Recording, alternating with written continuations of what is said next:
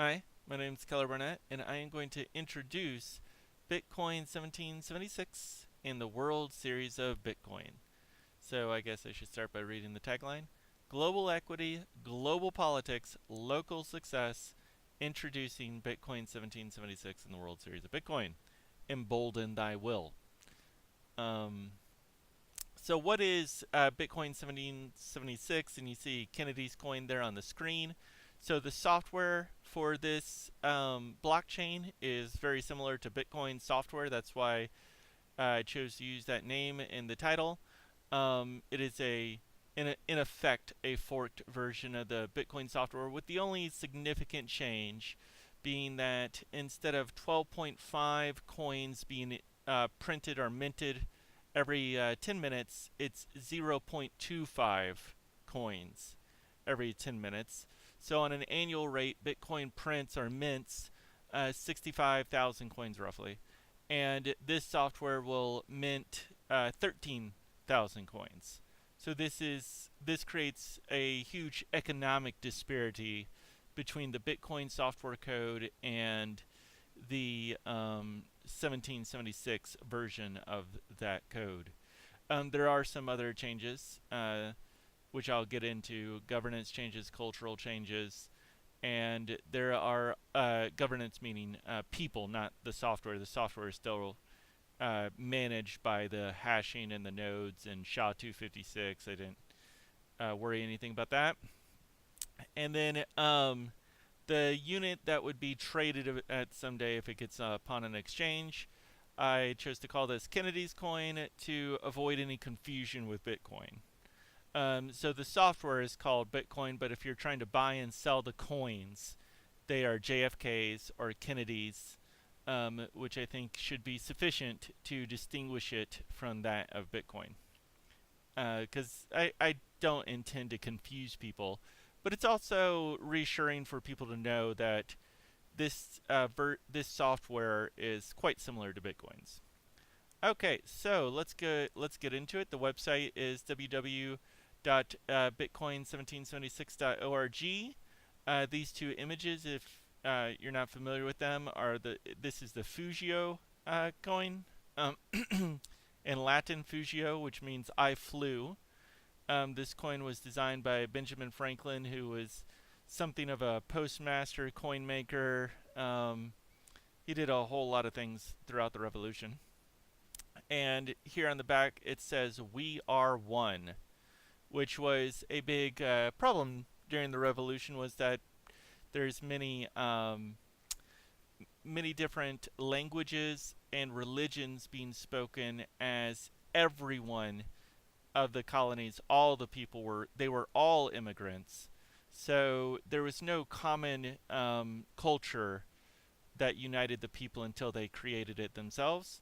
And here on the coin it says "Mind your business." So this is this is a witticism. A witticism being that it's a phrase that has multiple meanings, based on the more you think about it. And here is a sundial with the sun being up here. So I'm not going to explain that, but you can meditate over this for a while if you would like to. And then "embolden thy will." This also has multiple meanings, and I'll let you uh, interpret that as you enjoy. Okay, so the lead statement is: minting is capped at 17.76 million coins versus 21 million, and final ownership increased from 82 to 96%. Okay, so as this is technically a fork of the Bitcoin software, um, everyone who owned Bitcoin, who will go on to own 82% of the final Bitcoins once they reach 21 million, which in effect is really never, but there are about 12%, if on a 100% rate, 12% of the Bitcoins will roughly be printed in the next 6 years or minted.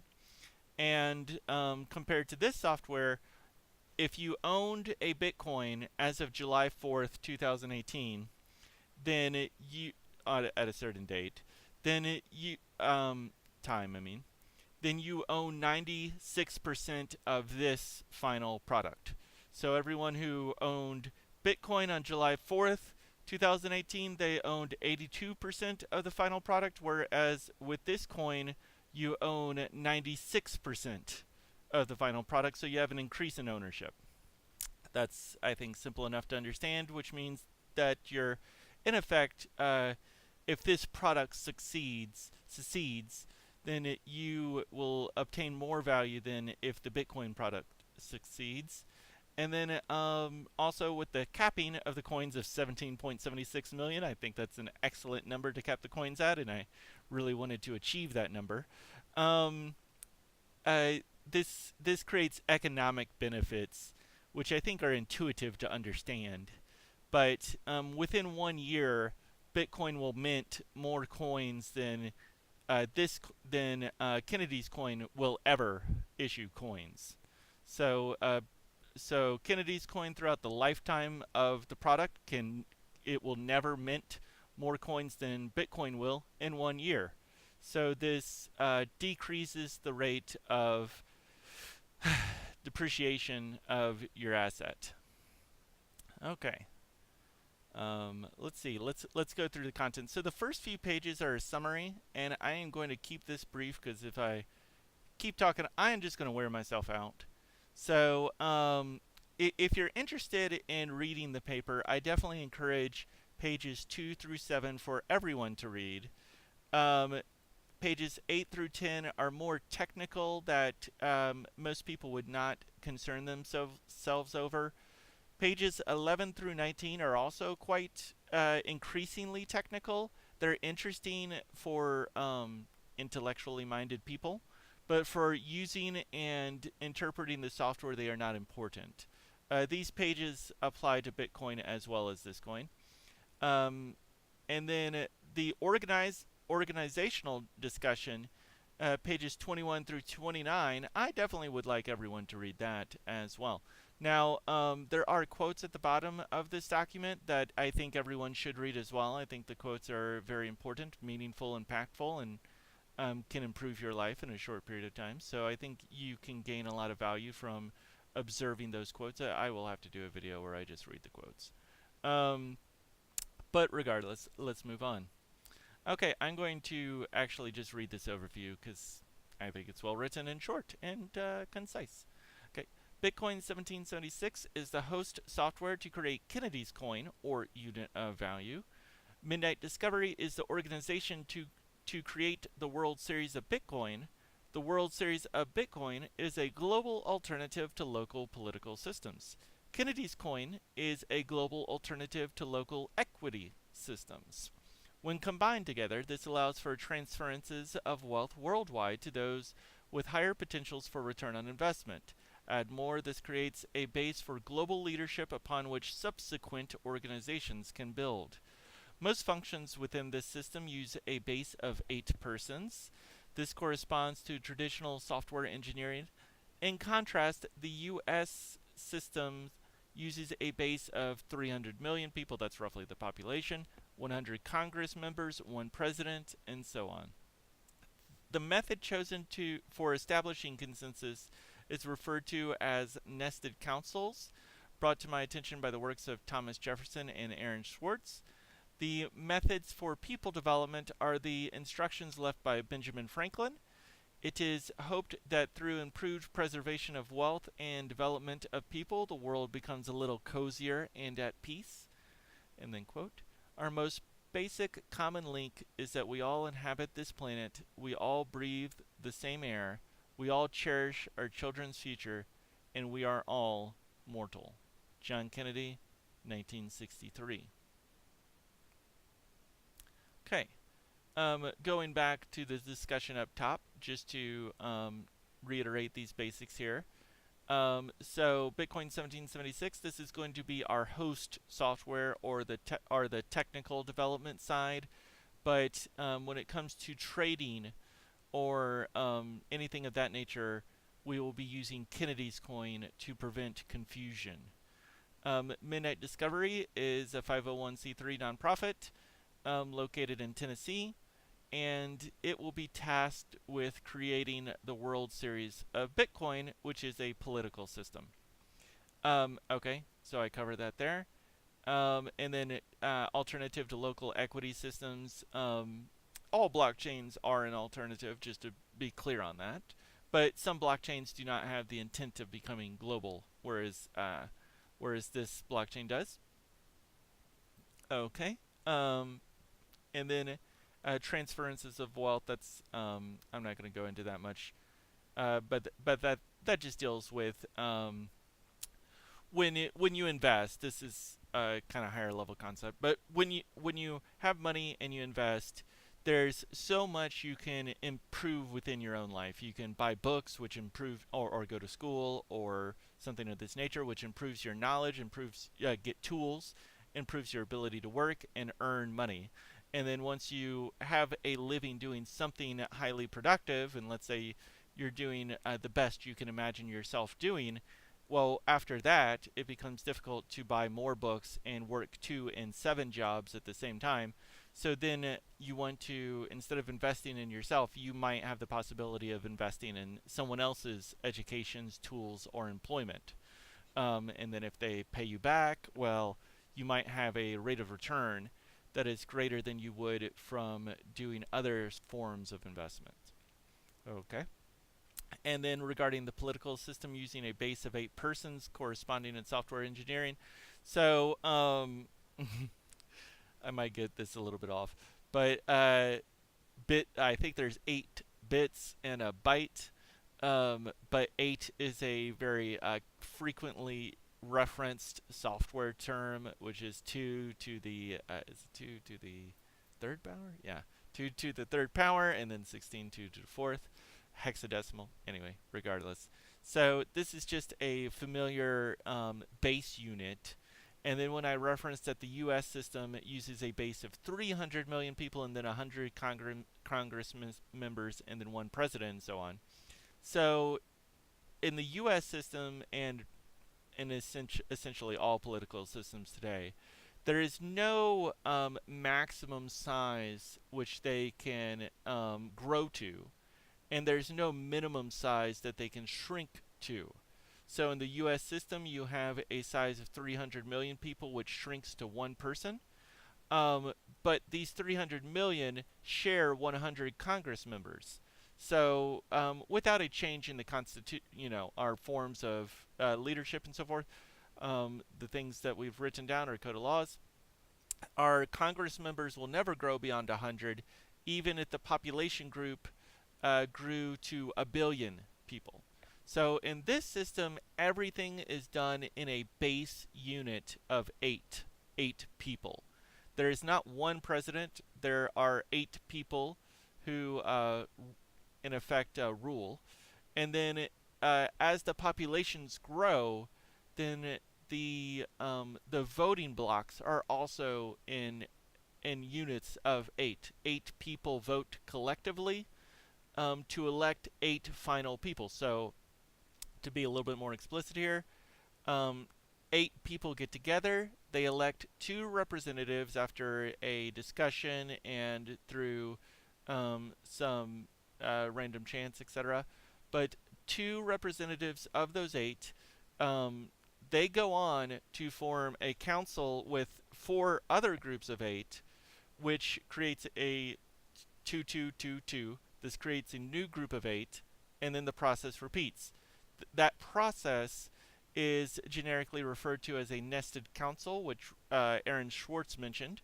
And then in terms of instituting the randomization, which I do include in there, and also dealing with this issue of irregular base units, Thomas Jefferson, I believe it was him, it's long ago that I read this, but I believe Thomas Jefferson was the one who just first brought to my attention that when the U.S. system was initially getting set up, Thomas Jefferson, who's an anti-federalist or a bottom-up political thinker, he was fearful of elections that this would be biased toward an elite class of citizenry, basically established power, and that we needed some random chance to prevent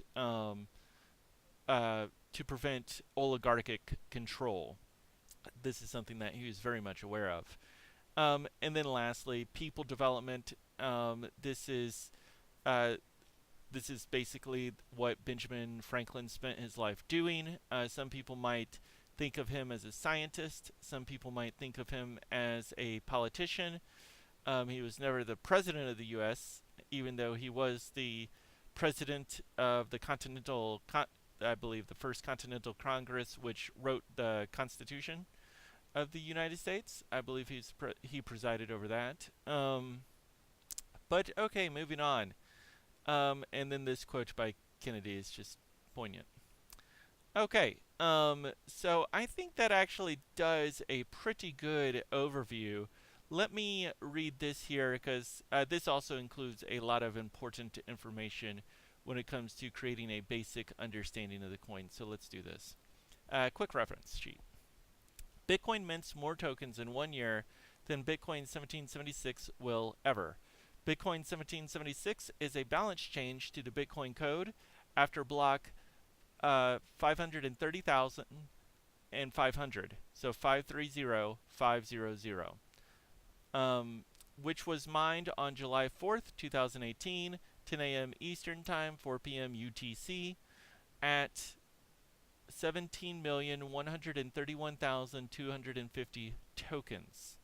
And okay, Bitcoin 1776 began with 17,682,625 tokens and will continue until 17,760,000 tokens have been issued. Initiating tokens of 551,375 will be pledged to Midnight Discovery Incorporated, a 501c3 nonprofit of Tennessee. Possible future pledge restrictions include restricting 51,375 coins to be sold between $2 and $400, restricting 100,000 coins to be sold between $400 and $300,000, and restricting 300,000 coins to sponsor societal leaders and events, and 100,000 coins for general use and patronage, not restricted. Released in stages, not fully tradable until after 157,500 blocks. So that is approximately 3 years. That's how 157,000 blocks is about 3 years. And then, okay, let's move on to finish this document and then I'll recap it. Bitcoin's, here's a little chart comparison. So at a spot price of $10,000, which is nothing close to the price of the value of a coin today, but a spot price of $100,000, the costs for the coin would be $130 million, which the Society of Bitcoin 1776 would have to come up with in order to prevent the coin from decreasing in value. They'd have to purchase these coins. So it's $130 million at a $10,000 value. At a $1 million value, this cost is roughly $13 billion. And then for Bitcoin at a $10,000 value, the cost is $7 billion. And at $100,000, the cost is $65 billion. So you'll see some people reference that Bitcoin might shoot up to $100,000. Just keep in mind that if Bitcoin ever gets up to $100,000 in a short time, that the costs increase to $65 billion, which is just a big number.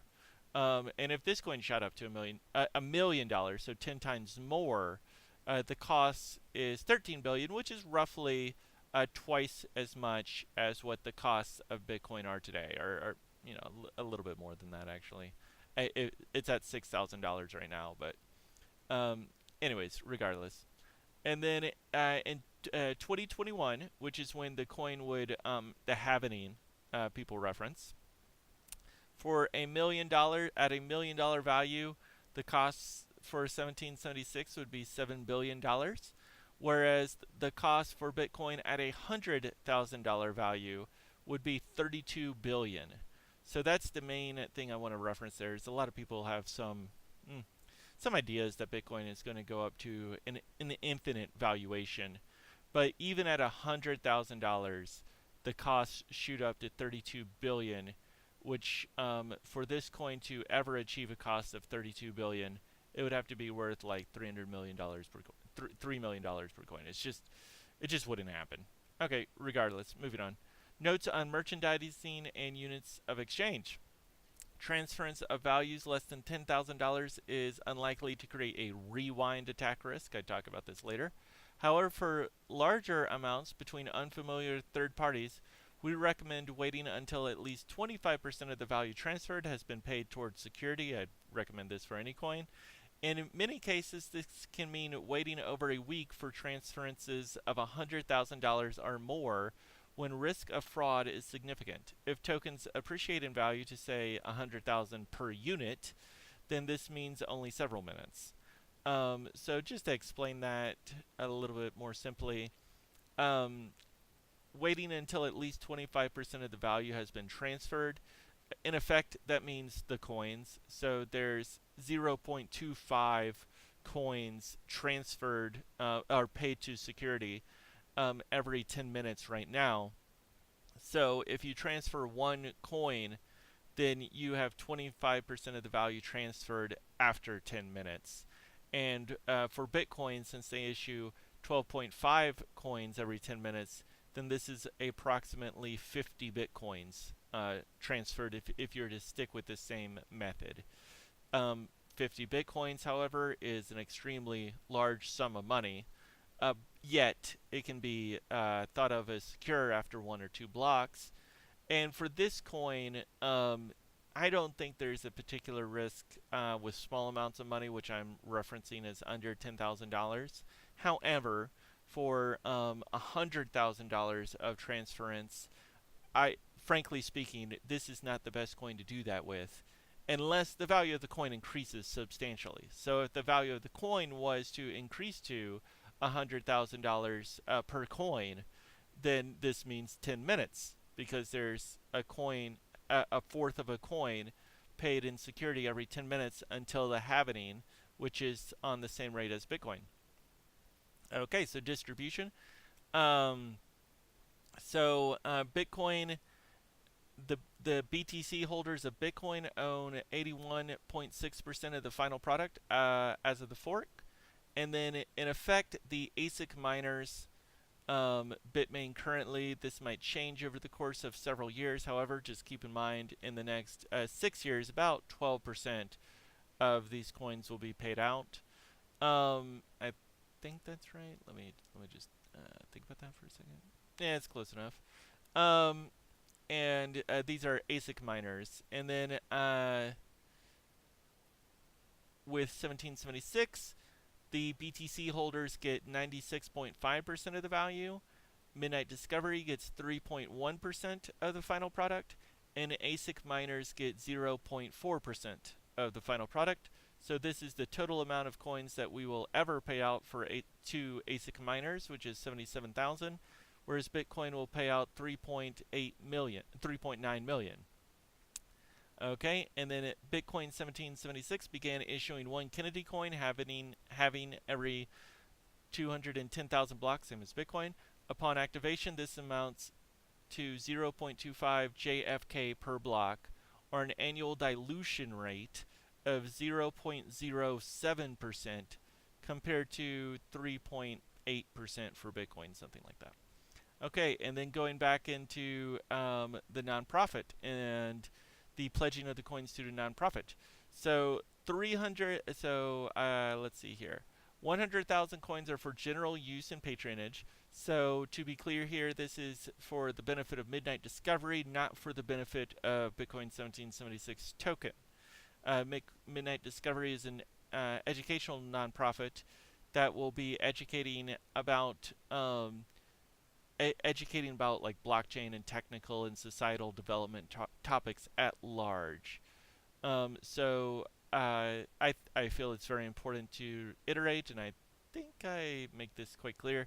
But these coins are not for the purpose of explicitly for the purpose of developing the software. Obviously, Bitcoin 1776 is one example of an educational topic that Midnight Discovery could partake in, and likely will. But okay, I think I covered that quite well. And then 300,000 of the coins will sponsor societal leaders and events. This is basically the World Series of Bitcoin, which is the governance process. So this coin uses a system of paying people to participate in the election and governmental system, and contributors, people that the plebeians, but no, people that the electors feel have contributed the most to the software. They get paid, so they get issued coins rather.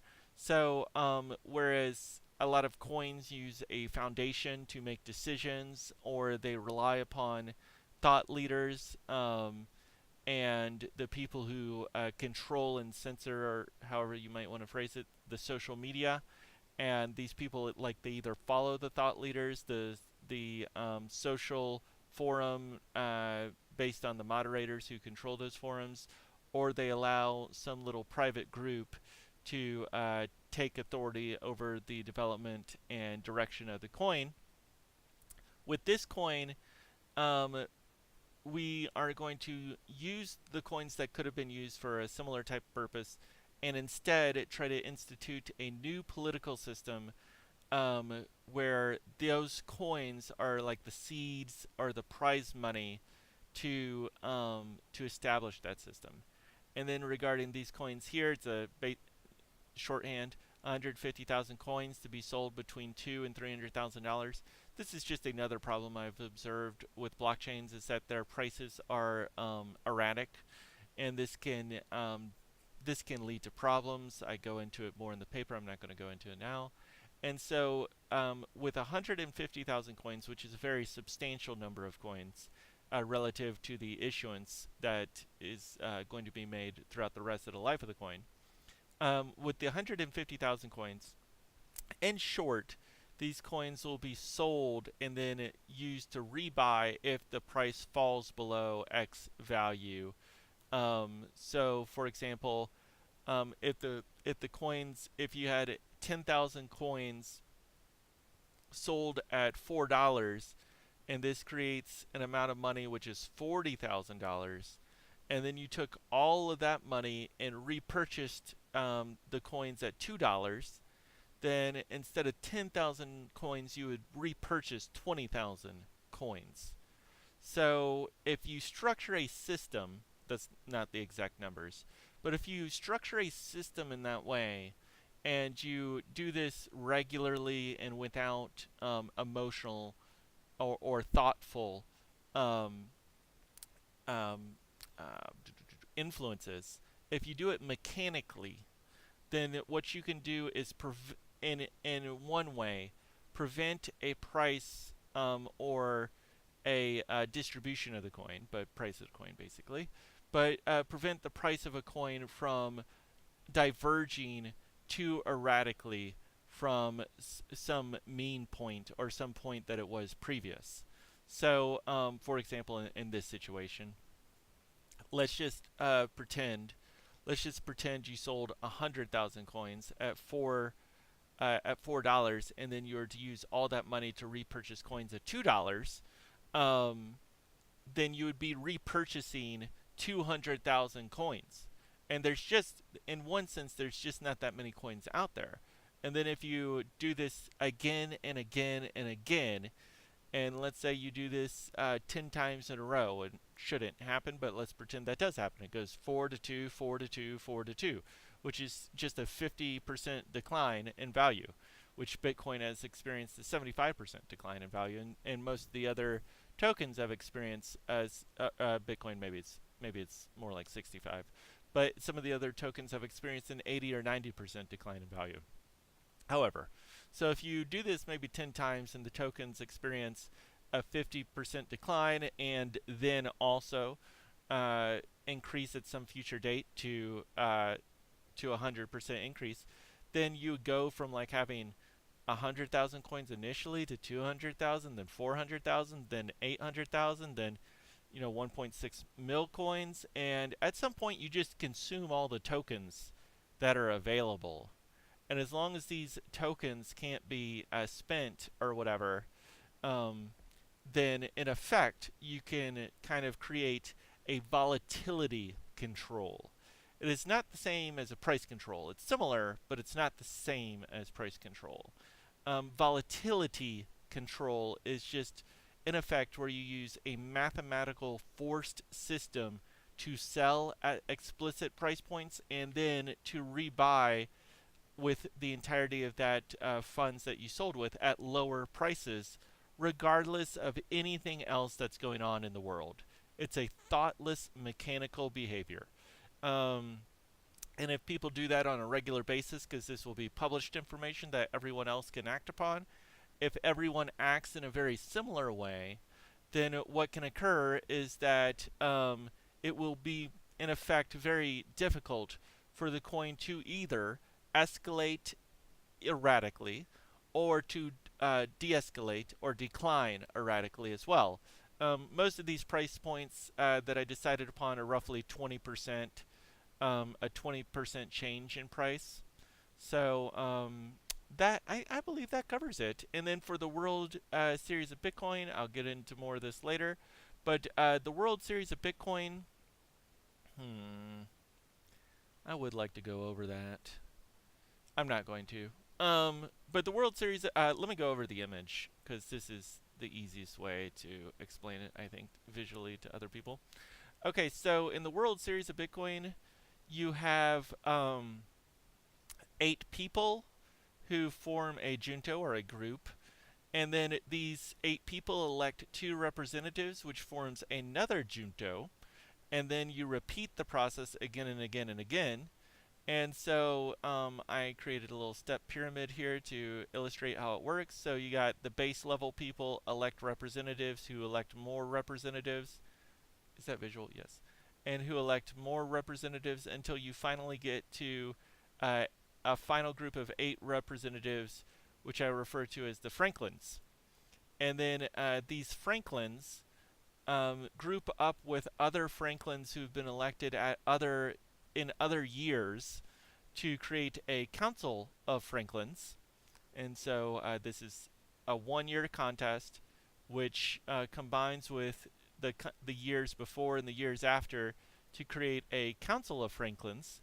And then this council of Franklins elects 32 individual contributors to honor and distribute coins to. And they also elect 8 groups to honor. Okay, and actually, let me be more explicit here. The Council of Franklins does not decide these people. The base level, or somewhere thereabout, they decide who these people are, and the Council of Franklins, they are merely tasked with enacting the will of the base people to make sure that these people get paid. So, in a practical, technical sense, you can imagine as if these persons were given the rights to a multi-signature contract, and the people said, "I want you to pay these 32 people in this group," and then the Council of Franklin signed or released the coins so that those groups were paid. And then there's also 4 smaller contracts, one called for migrants, and one for new parents, and one for youth, and one for seekers. And these smaller contests are a form of socialism or wealth distribution, however you'd like to think about that. Migrants, which is a fairly obvious group of people, but people who have moved and do not bring significant assets with them and are kind of starting over. So this is one kind of group that we are attempting to now these people can participate in the main contest, which will pay much, much, much, much, much better.